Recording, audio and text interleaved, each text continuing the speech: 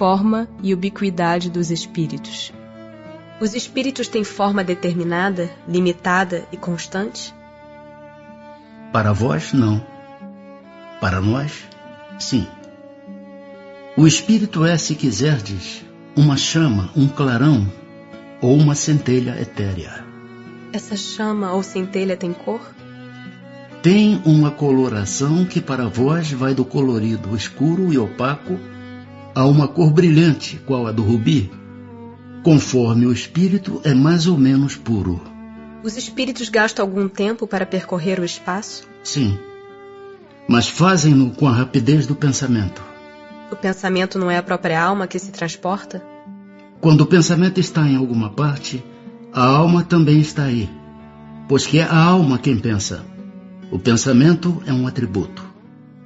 O espírito que se transporta de um lugar a outro tem consciência da distância que percorre e dos espaços que atravessa? Ou é subitamente transportado ao lugar onde quer ir? Dá-se uma e outra coisa. O espírito pode perfeitamente, se o quiser, inteirar-se da distância que percorre, mas também essa distância pode desaparecer completamente, dependendo isso da sua vontade, bem como da sua natureza mais ou menos depurada. A matéria opõe obstáculos aos espíritos? Nenhum. Eles passam através de tudo. O ar, a terra, as águas e até mesmo o fogo lhes são igualmente acessíveis. Têm os espíritos o dom da ubiquidade? Por outras palavras, um espírito pode dividir-se ou existir em muitos pontos ao mesmo tempo? Não pode haver divisão de um mesmo espírito, mas cada um é um centro que irradia para diversos lados. Isso é que faz parecer estar um espírito em muitos lugares ao mesmo tempo. Vês o sol? É um somente. No entanto, irradia em todos os sentidos e leva muito longe os seus raios. Contudo, não se divide. Todos os espíritos irradiam com igual força? Longe disso. Essa força depende do grau de pureza de cada um. Perispírito. O espírito, propriamente dito, nenhuma cobertura tem, ou como pretendem alguns, está sempre envolto numa substância qualquer? Envolve-o uma substância vaporosa para os teus olhos, mas ainda bastante grosseira para nós. Assaz vaporosa. Entretanto, para poder se elevar-se na atmosfera e transportar-se aonde queira. De onde tira o espírito o seu invólucro semimaterial? Do fluido universal de cada globo. Razão porque não é idêntico em todos os mundos. Passando de um mundo a outro, o espírito muda de envoltório, como mudais de roupa. Assim, quando os espíritos que habitam mundos superiores vêm ao nosso meio, tomam um perispírito mais grosseiro? É necessário que se revistam da vossa matéria, já o dissemos. O invólucro semimaterial do espírito tem formas determinadas e pode ser perceptível? Tem a forma que o espírito queira. É assim que este vos aparece algumas vezes, quer em sonho, quer no estado de vigília, e que pode tomar forma visível, mesmo palpável.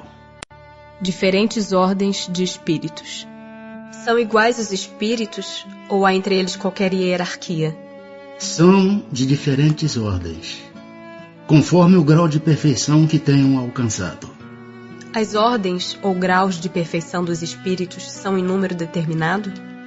São ilimitadas em número, porque entre elas não há linhas de demarcação traçadas como barreiras, de sorte que as divisões podem ser multiplicadas ou restringidas livremente. Todavia, considerando-se os caracteres gerais dos espíritos, elas podem reduzir-se a 3 principais. Na primeira, colocar-se-ão os que atingiram a perfeição máxima, os puros espíritos. Formam a segunda os que chegaram ao meio da escala. O desejo do bem é o que neles predomina. Pertencerão à terceira os que ainda se acham na parte inferior da escala, os espíritos imperfeitos. A ignorância, o desejo do mal e todas as paixões más que lhes retardam o progresso, eis o que os caracteriza. Os espíritos da segunda ordem, para os quais o bem constitui a preocupação dominante, têm o poder de praticá-lo? Cada um deles dispõe desse poder de acordo com o grau de perfeição a que chegou. Assim, uns possuem a ciência, outros a sabedoria e a bondade. Todos, porém, ainda têm que sofrer provas. Os da terceira categoria são todos essencialmente maus? Não. Uns há que não fazem nem o mal nem o bem. Outros, ao contrário, se comprazem no mal e ficam satisfeitos quando se lhes depara a ocasião de praticá-lo. Há também os levianos ou estouvados, mais perturbadores do que malignos, que se comprazem antes na malícia do que na malvadez, e cujo prazer consiste em mistificar e causar pequenas contrariedades, de que se riem.